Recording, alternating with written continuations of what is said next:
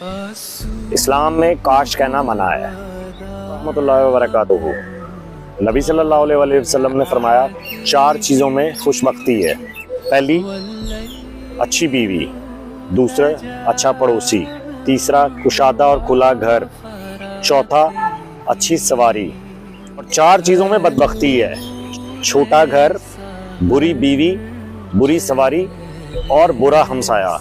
अब आपको ये बात किसने कही है कि बुरी तरीके से रहना या गुर्बत में रहना या बुरे कपड़े, गंदे फटे हुए पैबंद लगे हुए कपड़े पहनना या बुरी सवारी और तंग घर में रहना, ये कोई सवाब की चीज़ें हैं? अल्लाह ताला के नबी सल्लल्लाहु अलैहि वसल्लम ने फरमाया कि अल्लाह ताला को ताकतवर मोमिन कमज़ोर मोमिन से ज़्यादा पसंद है। जो चीज़ तुम्हें फ़ायदा दे उसके लिए मेहनत करो, उसके लिए कोशिश करो, उसके लिए जद्दोजहद करो और अल्लाह से दुआ करो। और अगर उसका नतीजा बरक्स निकले तो ऐसा मत कहो कि काश अगर मैंने ऐसा कर लिया होता तो ये होता, अगर काश मैंने ऐसा कर लिया होता तो वो होता।